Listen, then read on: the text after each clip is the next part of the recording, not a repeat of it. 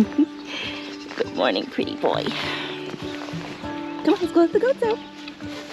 Good morning.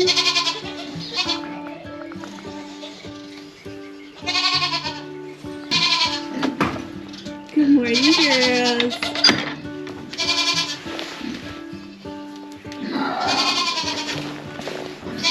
Good morning, Elvis. Good morning, Susie.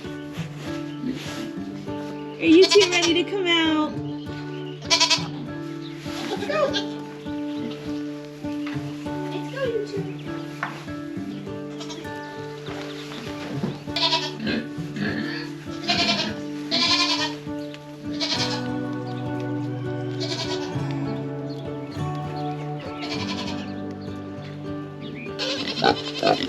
Good morning, Pig Pig. There's my goat.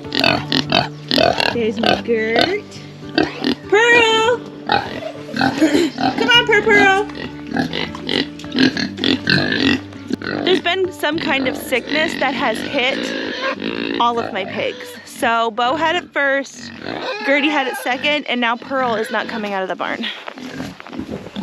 Hey, Pearl girl. You feeling crappy? By this time, I'm a little less worried about the pigs, knowing that 2 of them have recovered well from it with a course of penicillin. So I'm gonna go ahead and heat that up. It has to be refrigerated. It's in my refrigerator inside. And then in a couple hours, I'll come give her her first shot. Aww. And they've been responding quite well, even from the first dose. But also, I have not ever dewormed them. It's definitely time, but penicillin doesn't work for worms, if you know what I mean, so it's something more than that. Worms could definitely be a contributing factor in their immune system not handling it well. So, deworming the pigs and some of the goats is on my agenda.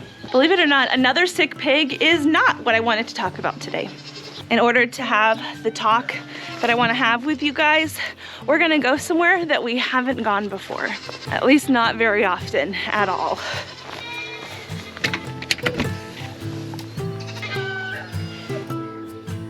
No, this is not our final stop. I know we've been to the greenhouse a lot. I just want to make sure that the temperature is okay in here. I have everything closed up and the sun beating down on the greenhouse. It can get quite warm in here real fast.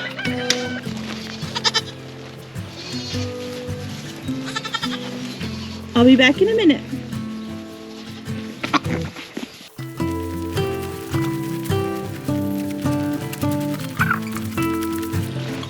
Bye, Mars.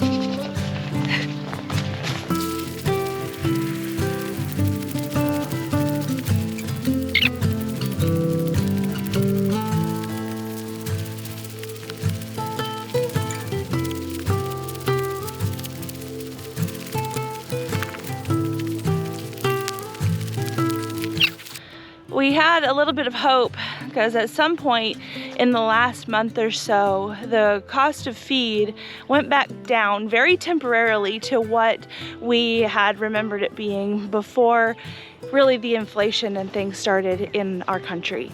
As it is, we try to buy the cheap feed. We buy a commodity mix for most of our animals, and then we supplement with minerals and other nutrition where that commodity mix has its gaps for whatever species we're talking about. So the chickens will get a calcium supplement, the goats get their hay and some alfalfa and other minerals. But the bulk portion of the feed, we use a 15% protein commodity mix.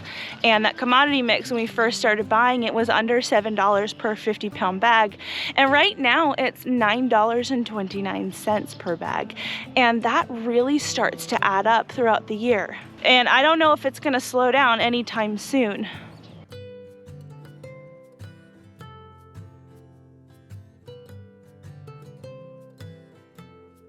As it stands, when I first made our farm budget and exactly what had to come in order for us to keep the farm at the pace that we have it, we spend $750 a month on feed, and that's over the winter.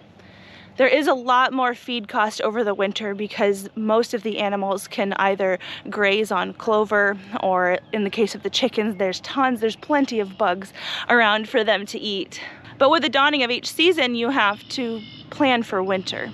I mean, the bees do it all the time. As soon as spring comes and the days lengthen and start to heat up, the bees are preparing for the next winter. They don't stop. That is their mission. They are constantly preparing for winter, even when winter has just ended. So we've been making some plans, and we are making some huge changes on the farm. It's nothing like getting rid of animals, so don't think we're going that route. We've just got to get more creative and spend our money more wisely, less on things that we can't control and more on things that we can control. We have 9.21 acres here, and everything that you've seen us do is way over there. You probably can't even see the barn from here. Let's see if we can get a little bit closer to it.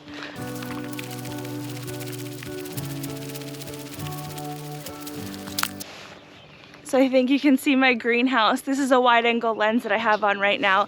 It kind of makes everything in the distance look a little bit smaller, but I promise in person, it's also quite striking the amount of land that we have that we're literally not using. Everything that we do is concentrated to about 2.5 to maybe 3 acres. And we have over 6 more acres of land that we literally just mow every year and really don't use. And that's wasted nutrition that could be spent feeding our animals. Haying this area also isn't really an option. The equipment that it takes to hay a field is very, very expensive. We saw one piece out of the probably 3 that we need. I mean, you need to cut the hay, you need to rake the hay, and then you need to bale the hay, then you have to have somewhere to store it, so there is that as well. But one piece of equipment used was $15,000. And for us, we've spent in the last years $1,000 per winter on our hay. So one piece of the equipment that it would cost for us to hay our own field would cost as much as 15 years worth of hay. And so assume that the other pieces cost $15,000 as well. That's 45 years worth of hay. That's basically our career's worth of hay in just the equipment that probably won't last that 45 years worth of hay that we would have spent. You know what I mean? So our solution for using the space that we have to help feed our animals is actually to build a large pasture around this farm that we can go ahead and just let the animals loose on and let them fill up on all that they can gather. This past winter, we were actually really fortunate to really not have any time where we didn't have some green out in the pasture. There have been years where everything is just completely dead and brown, but in years like this past year, it's been where there has been something green for the goats to graze on throughout the year. I have 15 does. It will be 3 bucks, a wether, and 4 meat goats. 9 acres is a lot for those few goats. That sounds like a lot of goats, but not for 9 acres. So throughout most of the year, there really should be a lot of forage. I mean, they'll eat leaves. Leaves are something we don't have up by our house because we don't have very many trees.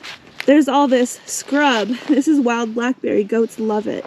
And in the summertime here, this area is basically covered in poison ivy, and goats can eat poison ivy. So we've decided that instead of sinking our money into a system where it's not really improving what we have and it's just getting us by, and the price of that system is increasing exponentially with no end in sight, that we will use that money in advance to fence in much more of our land and be able to gain an advantage for being able to use what we have for what we have. It might be a month or so before we can really get this project underway, but we've officially sealed the deal in our minds, and I wanted to tell you about it. Goats don't really need grain to survive. It really helps with their milk production, and it really helps them keep up a decent body condition. But with the nutritional variety that I know is available to them at the pond, I think we're gonna be able to feed grain much, much less. I did get quite a lot of questions as to what I was giving Bobo to help him feel better from his sickness. And it was this, it's penicillin G procaine. It's got 3,000 units per ml. Sorry, 300,000 units per ml. And the pigs will get 1 ml per 100 pounds. Pearl is 150 pounds. So I'm gonna give her 1.5 mLs in here. It is refrigerated, So what I do when I'm giving penicillin or any medicine that is refrigerated is I will actually shake it up and draw it into the syringe cold, and then I'll let this heat up. It's a lot quicker to heat up this amount than this amount, and then the entire volume of the bottle doesn't have to be going through this like heat and cool cycle and potentially hurt the lifespan of the medicine. So. And it's not that I do that super often. I've only had to use penicillin a couple times in a couple different animals. That particular vial says not to pierce it more than 15 times. So it is time for me to replace it. Now, before I go ahead and just dispose of that, I am going to make sure that I can get penicillin.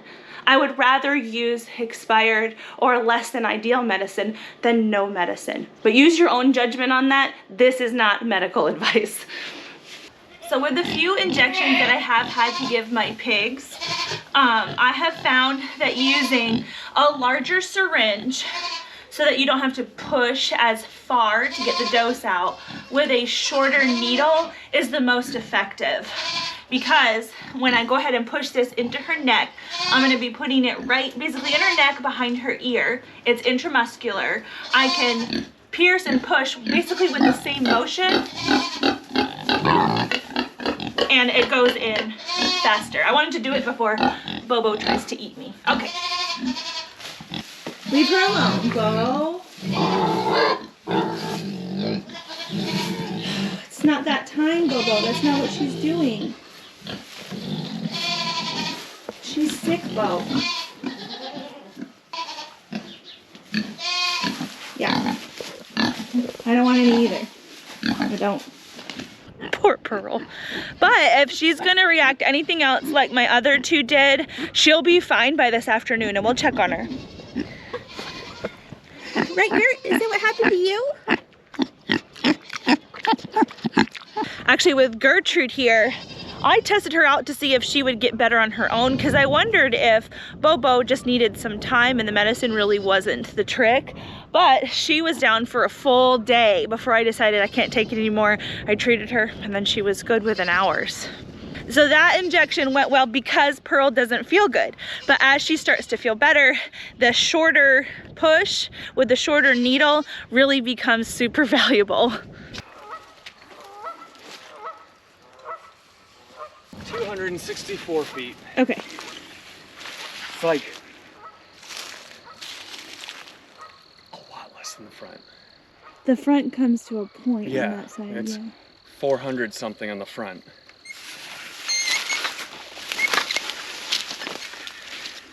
Six rolls will give us approximately 6 feet and 7 inches extra. That's too close. So it's going to be 7 rolls. Yeah. There's going to be 325 feet extra. That's okay. Mommy, look, I ran up this. I see you. Stop me. I can't get up. Pearl! There she goes. Hey, Pearl girl. How you doing, Cookie? Yes, good. Hey, Pearl, you want to eat? Boogers, huh? Here we go.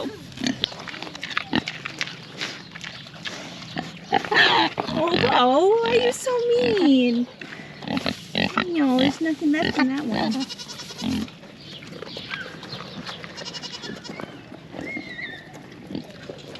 Oh, goodness. Well. Ow.